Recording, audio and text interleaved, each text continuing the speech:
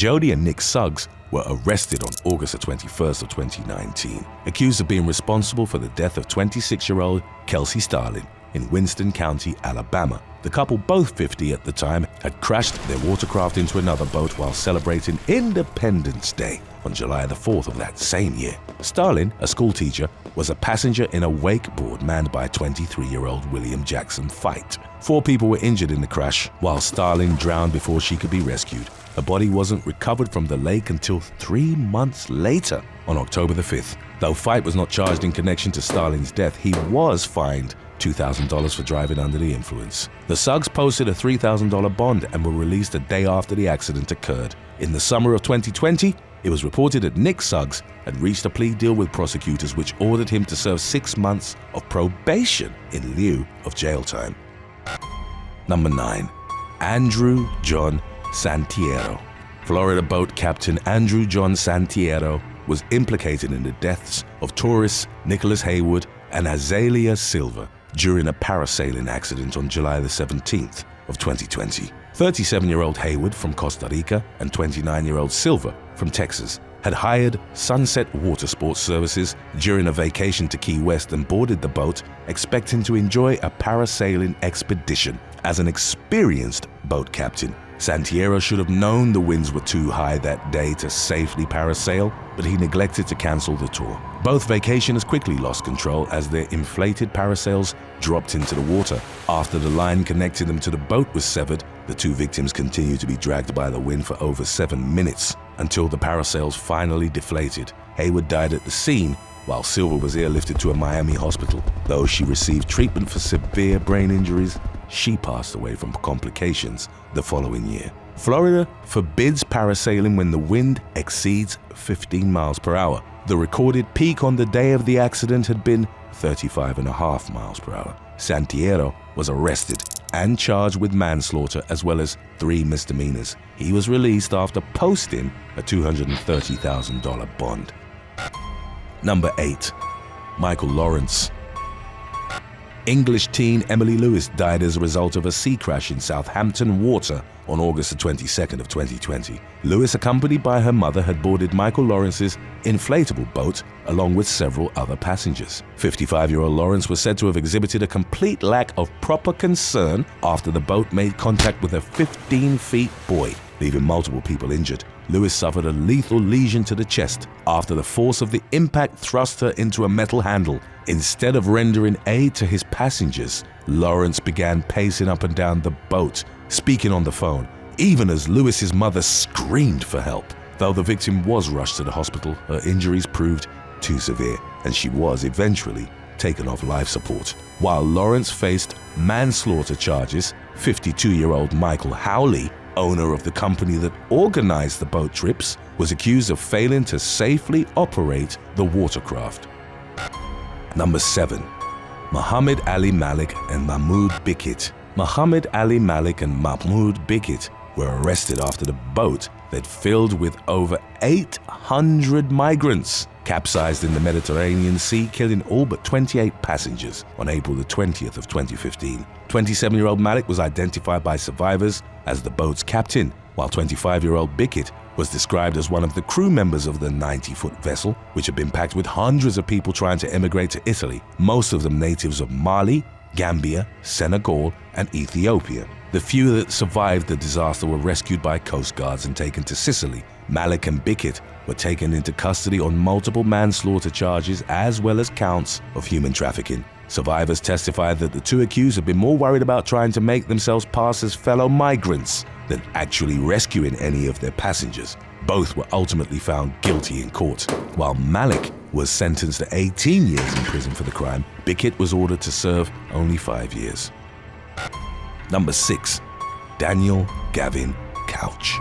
49-year-old boat captain Daniel Gavin Couch was charged with manslaughter after a parasailing accident in Marathon, Florida, left a woman dead and 2 children injured on September the 22nd of 2022. Supraja Alapathi, aged 33, had voiced concerns regarding the turbulent weather that day before boarding Couch's boat with her family. However, The captain assured them that it was safe to parasail despite the high winds. When Alapathi's turn came, a sudden summer storm made the situation unmanageable, and Couch thus cut the line connecting the parasail to the boat, leaving her stranded in the water. She was dragged by the waves for over 2 miles before eventually crashing against the side of a bridge. The victim's 10-year-old son and 9-year-old nephew were also harmed in the incident. Couch allegedly made no effort to save Alapathi, and the 2 young children were aided by the arrival of a nearby boat. Investigators in charge of the case concluded that Couch's actions had been gross and flagrant, and he therefore stood to face legal repercussions in the aftermath. Number 5. Julie Hardin. California Highway Patrol Captain Julie Hardin was found dead at her Tennessee home on December 10th of 2022. The authorities came upon her lifeless body only 2 days after she'd been released from jail. She'd been accused of trespassing on the property she used to share with her estranged husband after entering the house with the intention of retrieving her dog. Although Julie had been the one to initiate divorce proceedings, she'd grown furious at her husband Michael for dating another woman 3 months after their separation. She was suspected of hiring a man by the name of Thomas Francis O'Donnell to kill her estranged spouse as a twisted form of revenge. The hired killer had a documented criminal history in Texas, where he'd previously faced charges for assaulting a former girlfriend. On September 20th of 2022, Michael Hardin was last seen driving his black pickup truck. 6 days later, his body was found in an empty house in Burkesville, Kentucky. He'd been fatally shot prior to his remains being abandoned, and investigators ultimately linked both Julie and O'Donnell to the crime. 3 months later, the authorities received a phone call from a mail carrier who reported finding Julie dead at her and her slain husband's Salina residence. The official police report on the matter revealed that Captain Hardin had died under mysterious circumstances from a single gunshot wound. Number 4. Mark Stegel. On May 28th of 2022, Mark Stegel drunkenly crashed his boat into another oncoming vessel in Savannah, Georgia, leading to the deaths of 5 passengers as well as injuries to several others. 46-year-old Stegel had been operating his boat near the Oatland Island Wildlife Center while under the influence of alcohol. The deceased were identified as 51-year-old Chris Leffler, his 50-year-old wife Lori, as well as their sons Zach and Nate, aged 23 and 17 respectively. Robert Chauncey, who was 37 at the time, also drowned in the crash's aftermath. 2 of the victims were declared dead as soon as first responders arrived. When police began a frantic search for the 3 missing people, they were found 14 feet under the water the following day. 4 other victims were rushed to the hospital and were treated for their non-fatal injuries. Stegel was arrested on 10 counts of first-degree murder, 2 for each of the deceased, as well as recklessly operating a vessel under the influence. Number 3. Carola Rackett.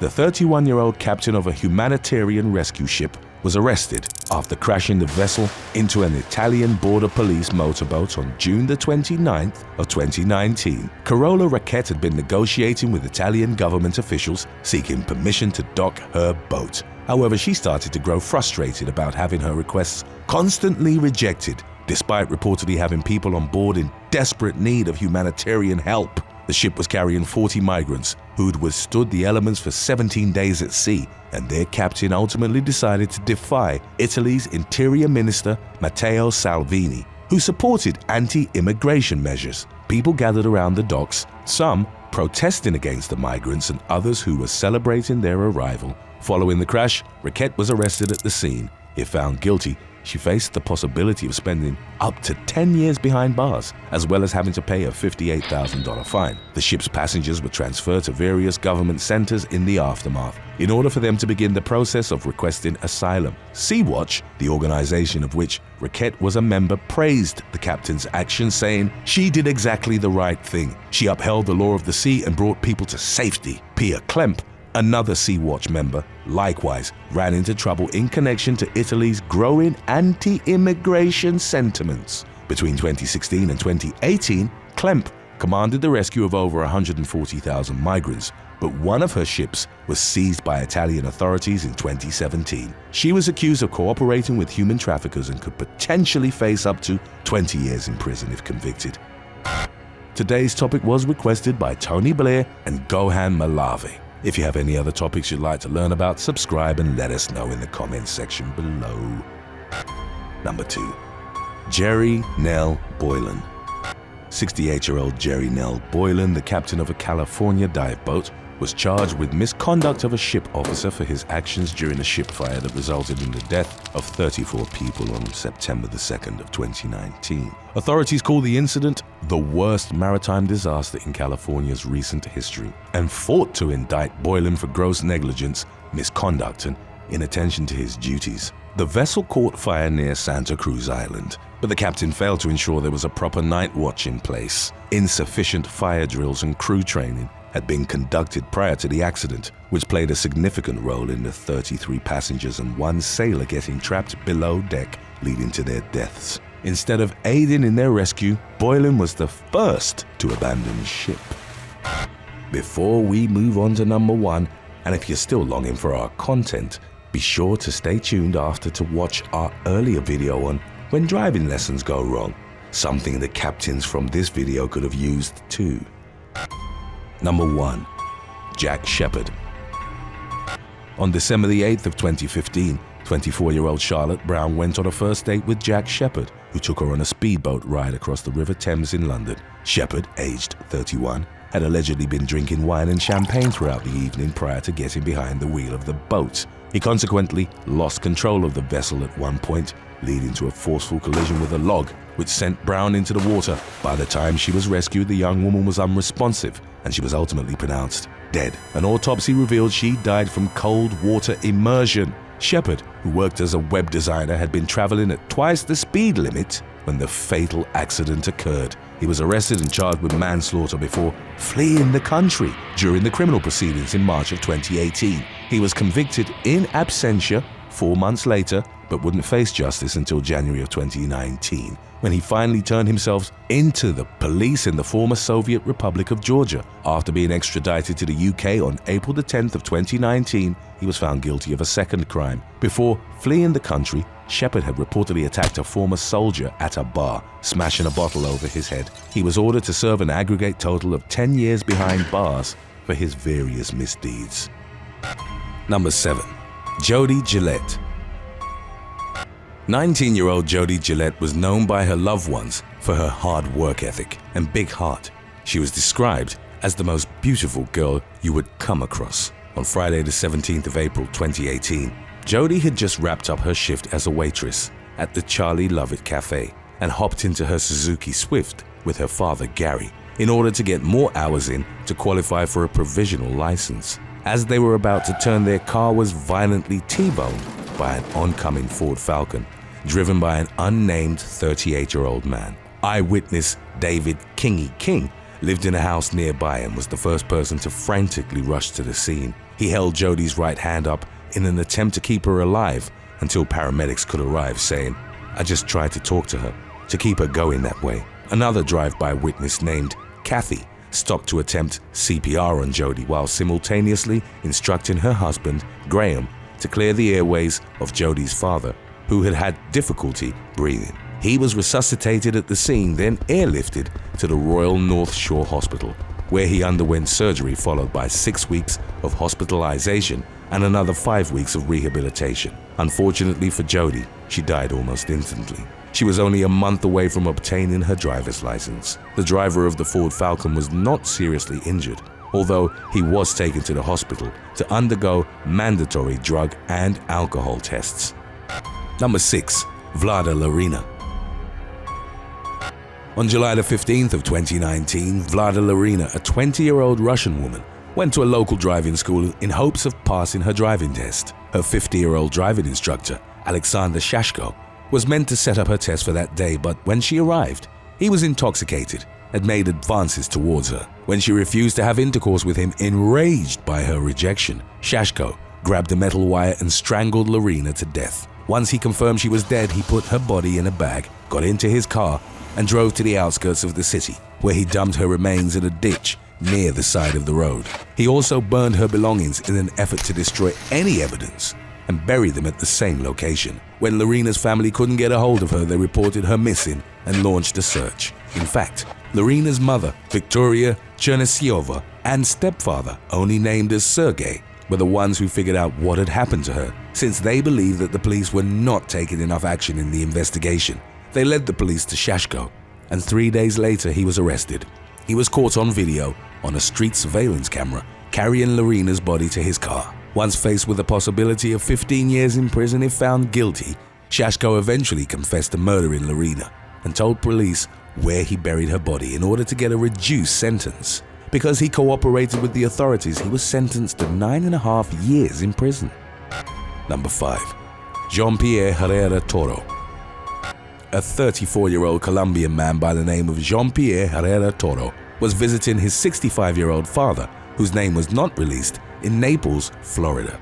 Toro's father was giving him driving lessons in a church parking lot on the night of May the 24th of 2021. He was outside of the SUV giving his son directions on how to properly pull into a parking spot when Toro mistook the brake pedal for the gas, drove over the curb, and hit his father. Horrified by his error, Toro rushed to his father and tried to help by giving him CPR as people in the church came outside and called for help. His father was taken to the hospital in critical condition and unfortunately died the very next day from his injuries. Toro was later arrested and faced a felony charge for causing serious injury or death as a result of driving without a valid license and was held on a $5,000 bond.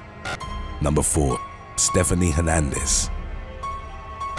Stephanie Hernandez, a 32-year-old mother, was teaching her unnamed 15-year-old daughter how to drive in a Dollar Tree parking lot in Philadelphia in June of 2018. As her daughter practiced parking and pulled up to a spot, 4 men who were sitting on the curb in front tried to help by guiding her in. Hernandez shouted at her daughter to keep her foot on the brake when she felt her ease off. However, that only seemed to startle her daughter, who then accidentally stepped on the gas pedal.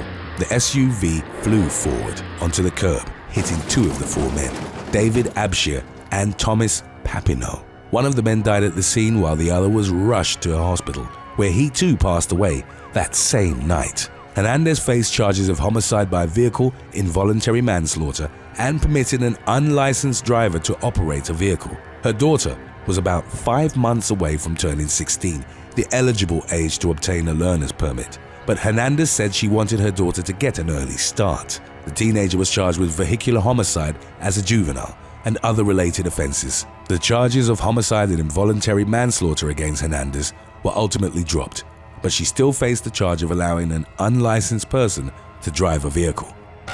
Number 3. Dylan Brunton.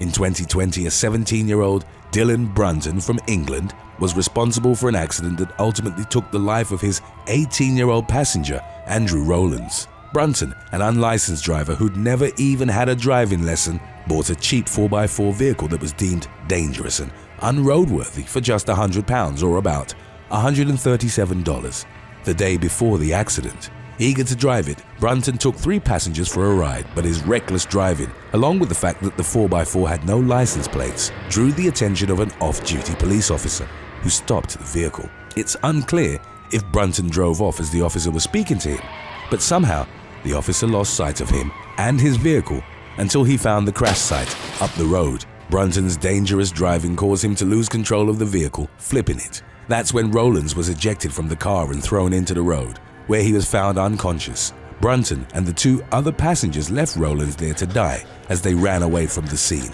Brunton and an unidentified male tried fleeing across a field, where they were taken into custody while the other unidentified female passenger walked to a nearby town and called someone for a ride. Meanwhile, Rowlands was taken to a hospital where extensive medical and surgical intervention took place, but he eventually died from a fractured skull and other serious injuries. Although Brunton denied causing death by careless driving, he was convicted of the crime at a youth court trial. However, he did plead guilty to the other charges of failing to stop at an accident and not having insurance or a license. He was sentenced to 32 months in a young offenders institution and was banned from driving for 3 years and 4 months.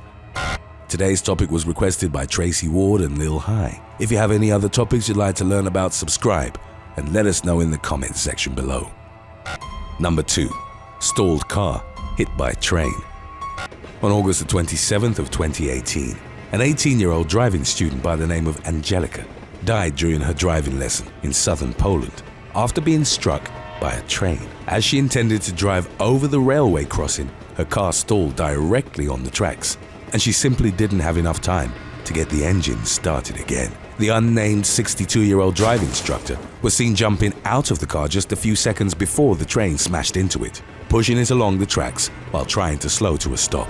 People nearby rushed over to the damaged car to help and found Angelica critically injured with a severe head wound that gushed blood everywhere. According to the witnesses, she was wheezing and breathing heavily as they called for an ambulance. One of the bystanders desperately yelled at the driving instructor for a first aid kit, but he didn't have one. The driving instructor was heavily criticized for not doing anything to help Angelica. He allegedly just stood around as the onlookers tried to help her. The girl was taken to a local hospital where she ultimately died from her injuries. Number 1. Kimberly Riggs. In August of 2014, Kimberly Riggs, a 40-year-old single mother of 2, and her unnamed 15-year-old daughter were coming out of their local church in Kentucky. Before leaving, Riggs agreed to let her daughter practice driving around the church parking lot. When her daughter got behind the wheel, she confused the brake pedal with the gas and accidentally jerked the car backwards, hitting Riggs, who then fell to the ground. The girl then lost control of the car completely, hitting a fence and driving into the back of her home, before accidentally hitting Riggs yet again, this time pinning her up against the fence. Churchgoers saw the commotion and rushed outside to help her, trying to reassure her that everything would be all right as they waited for an ambulance. The pastor of the church, Rusty Woolham, later said she couldn't speak, but she could just barely breathe by holding her sternum. He also recounted that after she was hit, she was barely conscious. When help arrived, Riggs and her daughter were rushed to the nearest hospital. The teenager was treated for minor injuries, but unfortunately, Riggs didn't survive.